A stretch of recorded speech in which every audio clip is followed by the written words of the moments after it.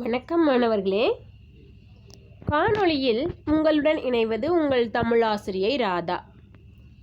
சென்ற காணொளியில் இலக்கண வகை சொற்கள் 4 வகைப்படும் என்றும் அதற்கான வகைகளையும் பார்த்தோம். அந்த வகைகள் என்னென்ன என்பதையும் தமிழ் பாடையேட்டில் எழுதியிருப்பீர்கள்.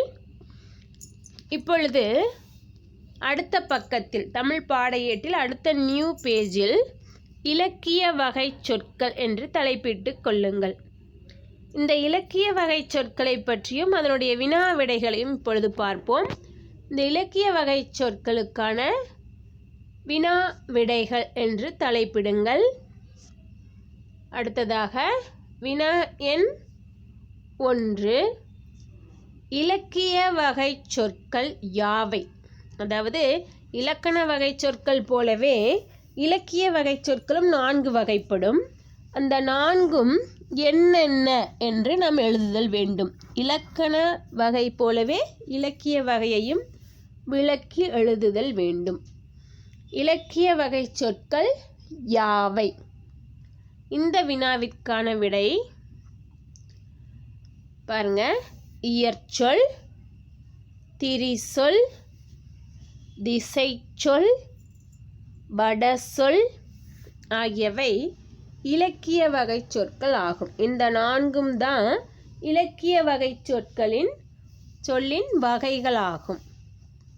இதை எழுதி முடித்து ஒரு வரி விட்டு வினா எண் 2, இயற்சொல் என்றால் என்ன? அதாவது இலக்கிய வகை சொற்களின் வகைகள் 4ல் ஒன்று தான் இயற்சொல். இந்த இயற்சொல் என்றால் என்ன என்பது கேள்வி. இந்த வினாவிற்கான விடை எல்லோருக்கும். எல்லோரும் அப்படின்னா இதில் யார் சொல்கிறாங்கன்னா படித்தவர்கள், படிக்காதவர்கள், அதாவது கல்வி அறிவு உள்ளவர்கள், கல்வி அறிவு இல்லாதவர்கள், எல்லாருக்குமே. அதுதான் பொதுவாக எல்லோருக்கும் அப்படின்னு சொல்லியிருக்கிறாங்க. எல்லோருக்கும் பொருள் விளங்கும் வகையில் அமைந்த தமிழ் சொல் இயற்சொல் எனப்படும். படித்தவர்கள், படிக்காதவங்க எல்லோருமே கேட்ட உடனே பொருள் புரிந்து கொள்ளக்கூடிய தமிழ் சொல் தான் இயற்சொல் எனப்படும். சரி, இதை எழுதுனதுக்கப்புறம் ஒரு வரி விட்டு வினா எண் 3, இந்த இயற்சொல் எத்தனை வகைப்படும்? அதாவது படித்தவங்க, படிக்காதவங்க எல்லோருமே புரிந்து கொள்ளக்கூடிய வகையில் அமைந்த இயற்சொல் எத்தனை வகைப்படும்? இந்த வினாவிற்கான விடை பாருங்க. இயற்சொல் பெயர் இயற்சொல், வினை இயற்சொல் என 2 வகைப்படும். 2 வகைப்படும். சரி, இதுக்கப்புறம் ஒரு வரி விட்டு வினா எண் 4, திரிசொல் என்றால் என்ன? வினாவை மீண்டும் பார்ப்போம். திரிசொல் என்றால் என்ன? இந்த வினாவிற்கான விடை கற்றவர்களுக்கு மட்டுமே. கற்றவர்கள் அப்படின்னா படித்தவர்கள், கல்வி அறிவு உடையவர்கள்.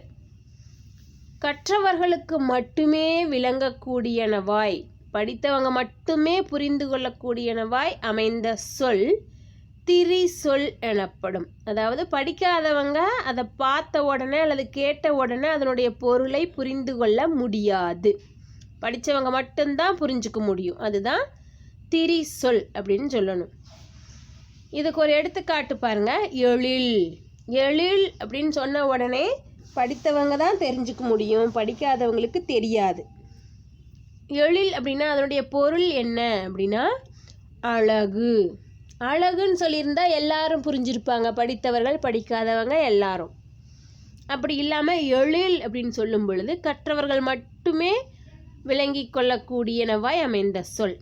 இதை திரிசொல் அப்படின்னு சொல்லுவாங்க. சரி மாணவர்களே, மீண்டும் அடுத்த காணொளியில் சந்திப்போம். நன்றி.